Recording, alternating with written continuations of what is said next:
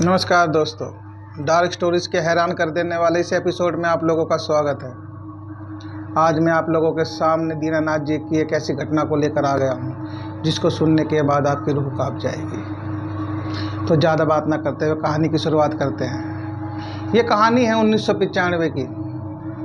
दीनानाथ जी की उम्र लगभग 18 साल की रही होगी। दीनानाथ जी शहर में काम किया करते थे। एक दिन अचानक दीनानाथ जी को पता लगता है कि उनकी मम्मी की तबीयत खराब हो गई है। दीनानाथ जी तुरंत अपने घर गांव के लिए निकल पड़ते हैं, लेकिन उस टाइम रेल की इतनी सुविधा नहीं हुआ करती थी। दीनानाथ जी को आते आते रात के 12 बज जाते हैं। दीनानाथ जी ट्रेन से जब उतरते हैं तकरीबन रात के 12 साढ़े 12 बजे का टाइम होता है और स्टेशन से उनका घर लगभग 30 किलोमीटर की दूरी पर होता है। दीनानाथ जी को एक बस मिल जाती है। बस उनको उनके गांव के बाजार में छोड़ देती है। उनके गांव के बाजार से उनका घर तकरीबन 2.5 किलोमीटर था और रात काफ़ी ज़्यादा हो चुकी थी, 1:30 बज चुके थे। दीनानाथ जी अपने बाजार में उतरते हैं और इधर उधर देखते हैं तो एकदम सन्नाटा होता है, क्योंकि गांव का माहौल तो आप लोगों को पता ही है। गांव में तो लोग 8 साढ़े 8 बजे तक ही सो जाते हैं और वो तो फिर भी रात के 1:30 बजे का टाइम था। दीनानाथ जी सोचते हैं कि शायद कोई मिल जाए तो मैं उसके साथ अपने घर चला जाऊं, लेकिन ऐसा नहीं होता। दीनानाथ जी को कोई नहीं मिलता। 5-10 मिनट दीनानाथ जी इंतजार करते हैं और फिर सोचते हैं कि क्यों ना मैं पैदल ही अपने घर के लिए निकल पाऊँ। दीनानाथ जी बहुत ही निडर इंसान थे। उनको किसी चीज़ से डर नहीं लगता था। भूत प्रेत चोर डाकुओं से उनको विश्वास नहीं होता था और वो इन सब चीज़ों से बिल्कुल भी नहीं डरा करते थे। दीनानाथ जी जब शहर से आ रहे थे उनके पास 2 बैग थे। दीनानाथ जी अपने दोनों बैग को टांगते हैं और पैदल ही अपने घर के लिए निकल पड़ते हैं। तकरीबन 700-800 मीटर की दूरी पे आने के बाद दीनानाथ जी को थकान महसूस होती है, क्योंकि जो बैग वो लेके आ रहे होते हैं ना थोड़ा भारी होता है। उसमें अपने घर वालों के लिए सामान लेके आते हैं और दीनानाथ जी जब आ रहे होते हैं तो एक पीपल का पेड़ होता है। वो पीपल के पेड़ के नीचे चबूतरा सा बना होता है। दीनानाथ जी सोचते हैं कि क्यों ना मैं यहीं पे आराम कर लूँ। दीनानाथ जी अपना दोनों बैग रखते हैं और पीपल के पेड़ के नीचे बैठ जाते हैं और यही दीनानाथ जी की सबसे बड़ी भूल हो जाती है। पीपल के पेड़ से मात्र 10-20 मीटर की दूरी पे ही एक नहर थी। वहाँ से ठंडी ठंडी हवाएं आ रही थी। हल्की हल्की ठंड का मौसम था। यही नवंबर दिसंबर का महीना था। तो गांव में तो खुला एरिया होता है, ठंड तो ज़्यादा ही लगती है। दीनानाथ जी थोड़ी देर बैठते हो। दीनानाथ जी को महसूस होता है कि काफ़ी तेज ठंड लगने लग जाती है और दीनानाथ जी सोचते हैं कि क्यों ना अब घर चला जाए। अभी दीनानाथ जी सोच ही रहे होते हैं तो जैसे दीनानाथ जी ऊपर की तरफ देखते हैं तो दीनानाथ जी को क्या दिखाई देता है कि एक लाल कपड़ों में एक चुड़ैल पीपल के पेड़ पर उल्टी लटकी हुई थी। उसको देखने के बाद दीनानाथ जी को तो, लेकिन दीनानाथ जी डरते नहीं हैं, क्योंकि दीनानाथ जी इन सब चीज़ों में बिलीव नहीं रखते थे। दीनानाथ जी उसको कहते, कौन है तू? कोई जवाब नहीं आता। कौन है तू? कोई जवाब नहीं आता। दीनानाथ जी को लगता है कि शायद ये उनका वहम है। दीनानाथ जी अपना बैग उठाते हैं और जैसे ही वो बैग उठाने की कोशिश करते हैं तो चुड़ैल क्या करते हैं, दीनानाथ जी पर ही झपट जाती है और दीनानाथ जी का गला दबाने लगती है। दीनानाथ जी जोर से चिल्लाने लग जाते हैं, लेकिन कोई उनकी आवाज़ वहाँ सुनने वाला नहीं था, क्योंकि वहाँ से तकरीबन गांव 1.5 किलोमीटर की दूरी पर था। वो चुड़ैल दीनानाथ जी का गला दबाने लग जाती है और दीनानाथ जी जोर जोर से चिल्लाने लग जाते हैं और अचानक से बेहोश हो जाते हैं। और जब दीनानाथ जी को होश आता है तो वो अपने आप को अपने घर पे पाते हैं। जैसे दीनानाथ जी को होश आता है वो अपने घर चारपाई पे पड़े रहते हैं और उनके अगल बगल उनके माँ बाप भाई वगैरह पड़े रहते हैं। दीनानाथ जी को जब होश आता है तो दीनानाथ जी कहते हैं, मैं यहाँ कैसे आ गया? वो कहाँ है? वो मेरा गला दबा रही थी। ये सुनने के बाद दीनानाथ जी के पिताजी कहते हैं, कौन? तू उस पीपल के पेड़ के नीचे बेहोश पड़ा हुआ था। ऐसा क्या हुआ था जो तू वहाँ बेहोश हो गया? फिर दीनानाथ जी अपनी सारी कहानी सुनाते हैं कि मैंने ऊपर की तरफ देखा और एक लाल कपड़ों में एक चुड़ैल मुझे देख रही थी। मैंने उसको आवाज़ लगाई, कौन है? उसने कोई जवाब नहीं दिया और जैसे ही मैंने अपना बैग उठाया उसने मेरा गला दबाने लग गई। दीनानाथ जी को बस इतना ही याद था और उसके बाद दीनानाथ जी को कुछ याद नहीं था। दीनानाथ जी को थोड़ा फीवर भी हो गया था, हल्का हल्का बुखार चढ़ने लग जाता है। डॉक्टर साहब आते हैं, दीनानाथ जी को दवाई वगैरह देते हैं, दीनानाथ जी को थोड़ा आराम आ जाता है। 2-4 ही दिन बीते हुए होते हैं। एक रात दीनानाथ जी अपनी छत पर सो रहे होते हैं। दीनानाथ जी को क्या महसूस होता है कि कोई पायल छम छम करता उनके पास आया और उनको जगाने की कोशिश कर रहा है। दीनानाथ जी की आंख खुली और दीनानाथ जी ने देखा कि वहां कोई नहीं था। शायद दीनानाथ जी सोचते हैं कि शायद ये मेरा वहम या मेरा सपना होगा, क्योंकि दीनानाथ जी फिर सो जाते हैं। 1 दिन 2 दिन 3 दिन दीनानाथ जी को लगातार ऐसे ही सपने आते रहते हैं। एक दिन दीनानाथ जी के पिता को किसी की शादी में जाना होता है, तो दीनानाथ जी के पिताजी दीनानाथ जी को कहते हैं कि बेटा मुझे आज किसी की बारात में जाना है, तो खेतों में आज तुम जाकर सो जाना, क्योंकि जो खेतों में फसल वगैरह होती है उनको जानवर खा जाते हैं, तो गांव के लोग उनकी देखभाली के लिए खेतों में सो जाया करते हैं। ये आम सी बात है, सबके गांव में होता है। आप लोगों के गांव में भी ऐसा होता होगा। जिसके गांव में ऐसा होता है कमेंट बॉक्स में हमें लिख भेजें। दीनानाथ जी कहते हैं ठीक है पिताजी आप जाइए, मैं खेत में जाकर सो जाऊँ। दीनानाथ जी के घर से खेत ज़्यादा दूरी पर नहीं था, यही कोई 500-600 मीटर की ही दूरी पर था। दीनानाथ जी एक चारपाई लेते हैं और खेत की तरफ निकल पड़ते हैं। दीनानाथ जी भूल जाते हैं कि उनके साथ क्या हुआ। दीनानाथ जी बहुत ही निडर इंसान थे, इन सब चीज़ों में बिलीव नहीं करते थे, वो भूल चुके थे। लेकिन दीनानाथ जी की यही गलतफहमी थी, क्योंकि वो चुड़ैल दीनानाथ जी के पीछे लग चुकी थी और दीनानाथ जी को इसका एहसास अभी नहीं था। दीनानाथ जी खाना पीना खाते हैं और खेतों की तरफ सोने के लिए निकल जाते हैं। तकरीबन 8:30 बजे का टाइम हो रहा होता है। दीनानाथ जी अपने खेत पहुंचते हैं, अपना बिस्तर वगैरह लगाते हैं और वहां पर लेट जाते हैं। दीनानाथ जी को सोए हुए अभी 1-1.5 घंटे ही हुए। दीनानाथ जी को क्या महसूस होता है? दीनानाथ जी को महसूस होता है कि कोई चुड़ैल, मतलब कि उनकी वाइफ का रूप बनाकर कोई उनके पास आता है और कहता है कि आप काफी थक गए होंगे, मैं आपके हाथ पैर दबा देती हूँ। पर दीनानाथ जी को ये लगता है कि इतनी रात गई है, मेरे पास कैसे आ सकती है। और दीनानाथ जी क्या देखते हैं कि उसके तो पैर ही उल्टे हैं। दीनानाथ जी तुरंत समझ जाते हैं कि ये जरूर कोई भूत पिशाच या छलावा है। दीनानाथ जी जब सो रहे होने के लिए जाते हैं तो एक भाला लेके रखते हैं। गांव में जो नोकीला सा भाला होता है ना, उसको अपने पास रखते हैं। दीनानाथ जी, उसमें लोहा लगा रहता है। दीनानाथ जी समझ जाते हैं कि ये कोई प्रेत आत्मा है। और जैसे ही दीनानाथ जी उस भाले को उठाकर उस प्रेत आत्मा की तरफ आते हैं और क्या देखते हैं कि वो धुआं बनकर उड़ गई और दीनानाथ जी के तब पैरों तले जमीन खिसक जाती है। लेकिन दीनानाथ जी वहां से भागते नहीं है, क्योंकि उनको अपने खेत की भी रखवाली करनी पड़ती है।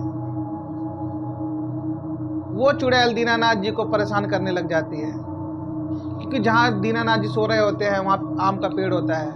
वो चुड़ैल कभी आम के पेड़ से लटक कर दीनानाथ जी को दिखाई देती है, तो कभी दीनानाथ जी की चारपाई को ही हिला देती है। दीनानाथ जी बहुत डर जाते हैं, पसीना पसीना हो जाते हैं, सर्दी के मौसम में भी, क्योंकि डर ही इतना था। ये तो मैं आप लोगों को बता रहा हूँ, इसलिए आप लोगों को डर कम लग रहा होगा, लेकिन सोचो जिसके साथ ये हुआ होगा उसको कितना डर महसूस हुआ होगा। आंखें बंद कर कर कान में ईयरफोन लगा कर सुनो, आपको महसूस होगा उस डर को। दीनानाथ जी अगले दिन अपने पिताजी को सारी बातें बताते हैं। उनके पिताजी कहते हैं कि मैं भी वहां पर सोया करता था, लेकिन आज तक मेरे साथ ऐसा नहीं हुआ। लेकिन शायद कोई चुड़ैल आ गई होगी। इस बात को दीनानाथ जी बहुत लाइटली ले लेते हैं और इस बात को भी भुला देते हैं। एक दिन दीनानाथ जी अपने छत पर सो रहे होते हैं तकरीबन 11:30 बजे का टाइम हो रहा होता है। अचानक जी दीनानाथ जी क्या देखते हैं कि लाल साड़ी में घूंघट करे एक लेडीज उनकी छत पर उनकी तरफ बढ़ती हुई आ रही है। दीनानाथ जी सोए नहीं थे, वो लेटे हुए थे और दीनानाथ जी के पास आकर बैठती है और अपना घूंघट उठाती है। और घूंघट उठाते दीनानाथ जी को क्या दिखता है कि उसकी भयानक आंखें, जला हुआ चेहरा। और ये वही चेहरा था जो दीनानाथ जी को उस पीपल के पेड़ पर बैठी उस चुड़ैल में दिखाई दिया था। दीनानाथ जी इतनी तेज चीख मारते हैं, उनकी चीख की आवाज सुनकर उनके छोटे भाई छत पर आते हैं और कहते हैं भैया क्या हुआ। दीनानाथ जी सारी बात बताते हैं और उस दिन से दीनानाथ जी की तबीयत खराब रहने लग जाती है। दीनानाथ जी को इतनी तेज बुखार हो जाता है,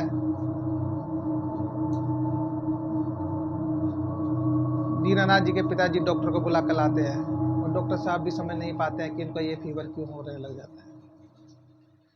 जैसे तैसे कुछ दिन बीतते हैं, दीनानाथ जी के साथ ऐसी घटनाएं होती रहती हैं। धीरे धीरे दीनानाथ जी बहुत कमजोर होते चले जाते हैं।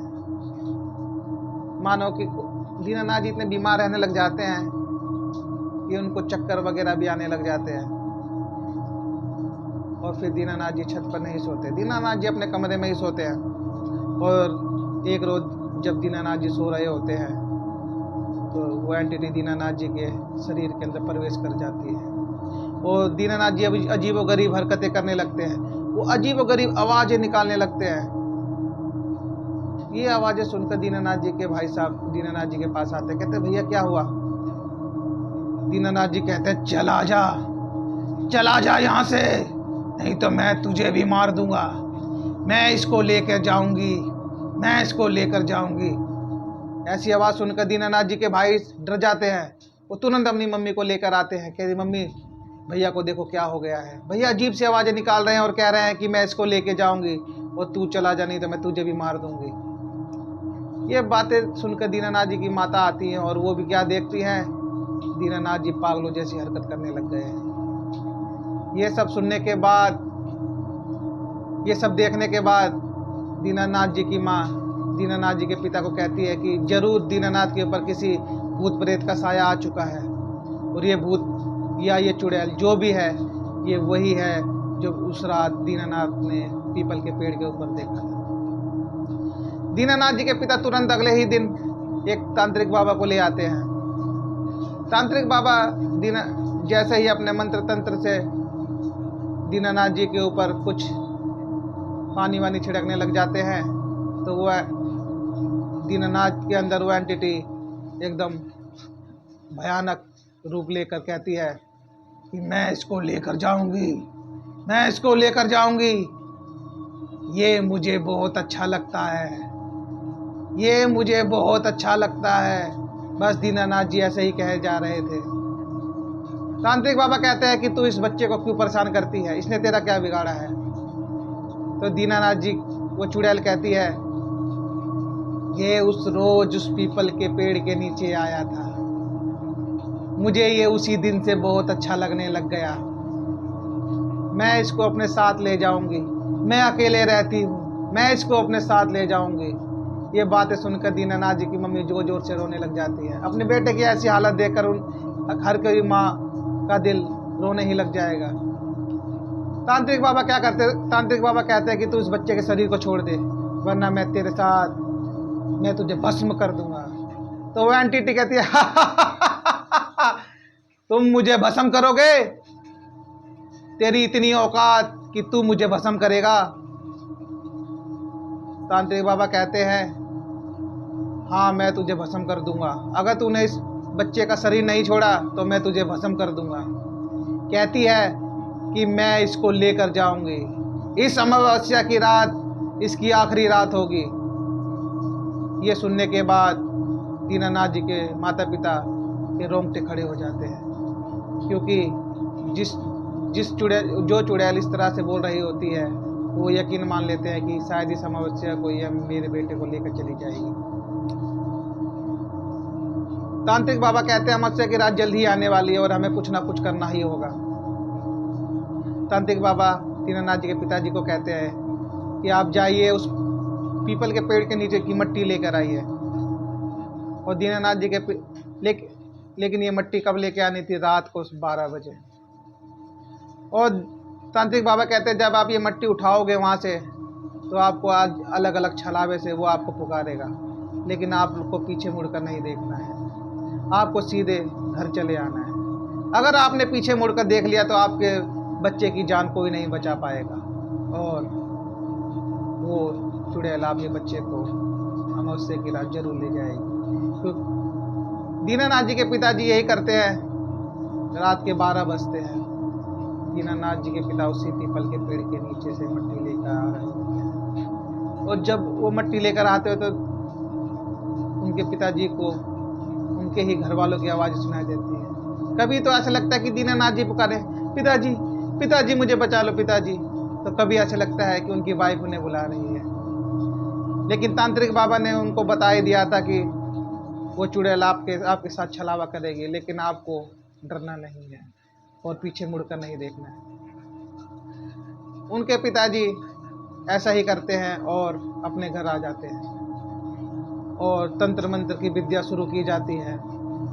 तांत्रिक बाबा अपना तंत्र मंत्र से दीनानाथ जी के ऊपर जो चुड़ैल आई होती है उसको अपने बस में कर लेते हैं और उसको एक पोटली में बंद कर देते हैं और दीनानाथ जी के पिता को कहते हैं इस पोटली को इतनी दूर ले जाकर गाड़ाओ कि ये जिंदगी में कभी वापस ना आ पाए। तो लेकिन ध्यान रखना, अगर ये पोटली टूट गई, मतलब मटके टाइप का होता छोटा सा, अगर ये टूट गया और ये आज़ाद हो गई तो तबाही आ जाएगी।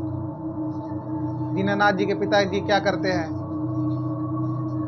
अपनी साइकिल उठाते हैं और उस पोटली को तकरीबन 1:30 बजे के आसपास साइकिल चलाकर 10 किलोमीटर दूर पर ले जाकर गाड़ कर वापस अपने घर को आ जाते हैं। दीनानाथ जी की तबीयत में सुधार आ चुका था, दीनानाथ जी बेटर फील कर रहे थे, लेकिन उनको बहुत कमजोरी हो चुकी थी।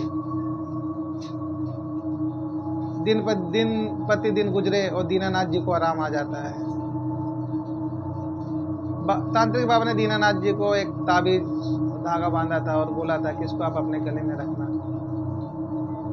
आज दीनानाथ जी की उम्र तकरीबन 50 साल के आसपास हो चुकी है। आज दीनानाथ जी बहुत आराम से हैं, शहर में कमा रहे हैं और अपने बच्चों का पालन पोषण कर रहे हैं। दीनानाथ जी के पिताजी अब इस दुनिया में नहीं है, ना उनकी माता जी हैं। मोरल ऑफ स्टोरी यही होता है कि आप रात बिरात अगर आप कहीं से आ रहे हैं, आप जहाँ पर आराम करने की सोच रहे हैं, तो आपको ध्यान देना है कि क्या वो जगह आराम करने लायक है।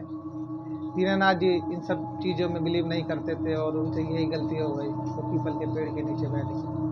वो कोई आम पीपल का पेड़ नहीं था, उस पर चुड़ैलों का बसेरा था। तो दोस्तों, जब कभी आप लोगों के साथ भी रात बिरात कुछ हो जाए तो आप ऐसी जगह ना ठहरें कि जिसकी वजह से आपकी ज़िंदगी पर बनाए। तो कैसी लगी आपको हमारी स्टोरी, कमेंट बॉक्स में ज़रूर बताना और हमारे चैनल को सब्सक्राइब कर देना दोस्तों, ताकि हम ऐसी ऐसी रियल स्टोरी आप लोगों के सामने लेकर आते रहें और आप लोगों का मनोरंजन करते रहें। धन्यवाद।